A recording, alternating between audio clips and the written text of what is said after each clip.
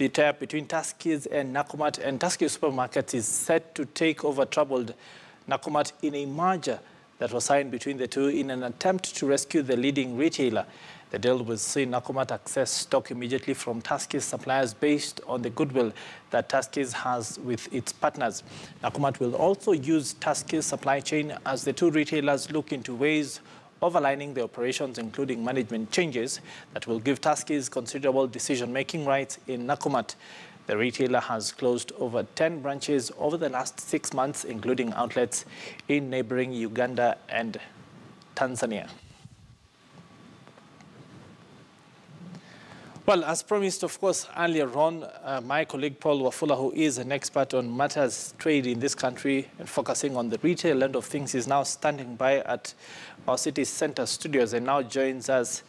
Well, Paul, the fact of the matter is that for most people, it is a relief to hear that, well, this big behemoth that, of course, is Nakumatt might indeed be getting back on its feet.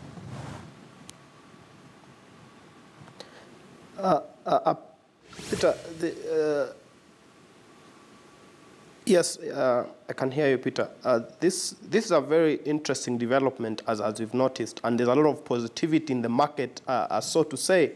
It's like a smaller brother now taking over, helping a bigger brother. Remember, Tuskys and Nakumatt come from a very long history. These two retail chains were once sharing a rooftop in Nakuru, and even, a wall was there separating them. So they have quite a historic moment. But then they came to depart in terms of strategy, in terms of what Tuskys was pursuing as a strategy was a bit different from what Nakumatt has been pursuing. And this perhaps explains their end in terms of where they are today. So the announcement that Tuskys is actually now be leading this takeover or merger, so to speak, you will look at an arrangement where, from insiders, you will have Tuskys basically being a lead in terms of the caretaker management team that will be drawn from the two supermarkets, and then the advisor, transaction advisors is KPMG, the audit firm. So with these three parties together, they have come up with a deal that may be acceptable to even financials. They say that the financials have, in principle, accepted this deal because at the end of the day, you want goods to be on the shelf. So Tuskys, which still has some considerable goodwill in the market, will be able to get this supplies from the market and now be able to pass it on to its elder brother, at least to have stocks on its shelves. That will be a stopgap measure, at least to deal with the current crunch in terms of the cash flow that the supermarket has. But there will be other issues that we'll be looking at. Remember, these two supermarkets combined, you are looking at a merger of about 100 outlets plus. This is a behemoth in the market, and they have to go through the approvals from the Competition Authority of Kenya, which of course I say that is yet to receive any formal application from the two retailers after last night's meeting that saw this deal signed. So remember, Tuskys is not the first time they're trying to acquire a supermarket that is in trouble. Remember last time they tried this with Ukwala, which had just 6 branches that were struggling in the CBD and its environs, but the Competition Authority only allowed them to pick one and left the others to go. So it will be interesting to see how this deal will pan out and how this time they'll be prepared to be able to prove to the Competition Authority that this will not be uncompetitive in the market or provide other issues. And remember, managing a small retail chain might not be as hard as having 100 branches. It also comes with some more additional management problems in terms of oversight. You'll have to deal with the culture, because the culture of staff in Nakumatt are not the same as Tuskys. So you'll have to be able to harmonize a lot of issues so that you can be able to have that internal working arrangement that works. But at the end of the day, Peter, this is one of the best news of today in terms of the business market, because if Tuskys goes down, you realize that there's a lot of other impacts in the economy. Recently, the Parliament report by the Budget Office of Parliament was, they released a report that showed how badly these troubles in Nakumatt were affecting the rest of the economy. So Nakumatt coming back on its feet is a good sign, and it's a homegrown solution to the whole of this issue. Peter. Well, Paul, the elephant in the room has been the fact that although there are lots of factors blamed for Nakumatt having gone south, one of the major factors that has been talked about is corporate governance. The fact that, well, when you look at the management of these chains, the directorships, that sort of thing, the competence might not have been there to be able to guide it in the best way possible. Doesn't these, well, coming together of two family-owned businesses compound this problem and create a, well, so to say, a very large and systemic problem for the rest of the economy. Yeah, right there, Peter, is what actually the problem that many analysts will be looking at. Remember, Tuskys has been having its own fair share of boardroom wrangles. It's not the best place to go to if you're looking for proper corporate governance. And remember, the family business have had some level of challenges in terms of streamlining corporate governance. In Nakumatt itself, we've seen problems where the family is so attached to the business that it's not able to even allow a foreign investor so to speak, to come into the business and give it a strategic role. Remember, Nakumatt has been having a lot of discussions with several strategic investors who have somehow, from this deal, it appears they have actually stalled. So you find that if until that point where you have proper management being put in place, then you will still have these problems, and that is a point of concern.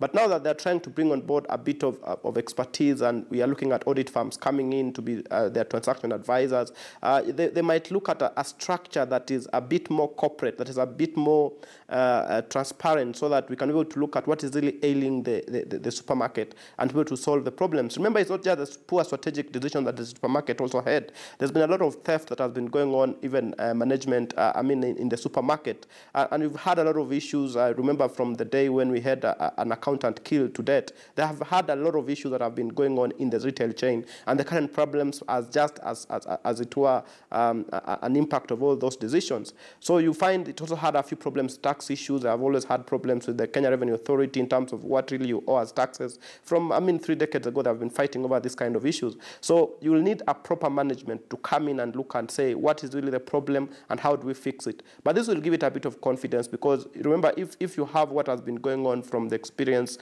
managers at Tuskys that have so far been able to keep the supermarket afloat, if they can be able to transfer this to Nakumatt, and then they sit together and have a kind of oversight role so that the families can sit back. Remember, we understand that the Atul Shah family might take a bit of a sit back as this deal progresses. So you'll find that the families, if they can actually detach themselves from these businesses, then you can be able to push forward and be able to deliver value for these retail chains. Well, Paul, if you look at some of the factors within some of these supermarket chains, for example, Tuskys was said to have the highest rates of attrition. That, of course, is in terms of goods lost to either staff theft and that sort of thing. This might pose a challenge for Nakumatt as well, if essentially this management is what is being brought in. Do you think there are modern ways that can be put in place, including technology, of course, to be able to marshal some of these factors? From what I understand is that, you see, Tuskys will not just go into this thing blindly, because remember, you can't just go to rescue your brother and in between both of you collapse.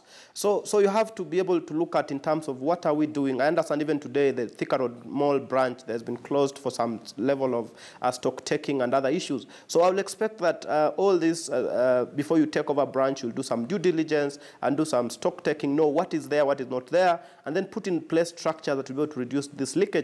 But you see, the problem here is that you look at employees who are disgruntled, employees who have not been paid for more than 3 months now, and who've just been living from hand to mouth. So any money that is going to come into the system, probably that will be, you will need a lot of monitoring to ensure that even this money gets back into the management team, that is the caretaker management that will be there, so that at least retailers and the suppliers are actually paid on time. But the moment Tuskys fails to pay its suppliers, or it finds itself in a situation whereby it can't pay suppliers, then once suppliers pull out of the entire deal, then both the supermarkets will find themselves in a very unpalatable situation, and they might actually both sink, even as one tries to help the other. So you will need to look at a situation whereby a lot of security will need to be put in place, a lot of issues to do with how stocks move from inventory control management in terms of how money is moving out of the supermarket, what is being paid at first, and what financials in terms of how much are they able to wait before they actually start receiving money.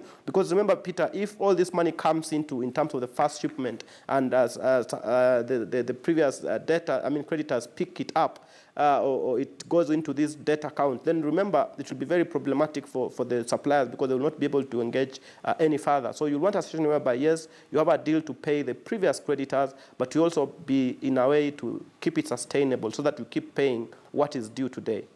For my final question, I want to pick up what you've just said right there and ask the question, are we going to see suppliers getting paid? Is there money that is coming into this deal either from some kind of facilitation, be it financiers, or from Tuskys itself to be able to plug the hole that had already been dug? Because there were suppliers that were owned literally billions of shillings, and this was what was creating the systemic problem throughout the rest of the economy, because some people are in so deep that they can't operate and manufacture goods to sell to even other retailers.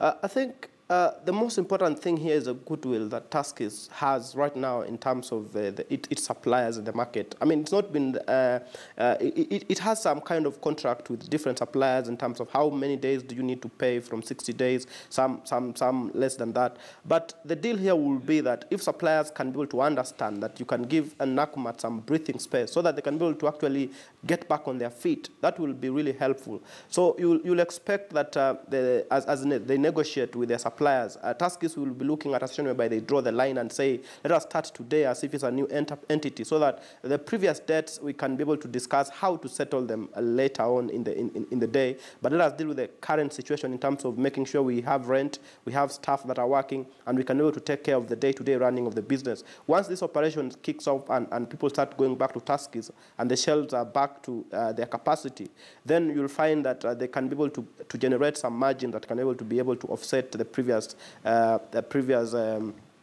debts. But remember, this might not be the long-term solution. This might just be in the short term, so that at least when it's on its feet, it can be able to actually get itself in a position that it can actually get a better, it can structure its loan or get even a better deal in terms of a bigger loan and be able to repay everyone else on the chain. And then it remains with a cleaner balance sheet that can be able to move forward. So they'll be looking at several ways of doing it, but even the management insiders say that this is just a start. The bottom line is that they want to remain in business and not shut down any more branches. This way they can actually be able to survive the turbulence that they're in. Okay. Peter. Well, indeed, quite a lot there going on for those two companies, and a story, of course, that will continue to focus on going forward. Indeed, thank you very much, Paul, for joining us. Paul Ofula, of course, there is a writer from The Standard. He is speaking to us from our city center studios. Asante sana.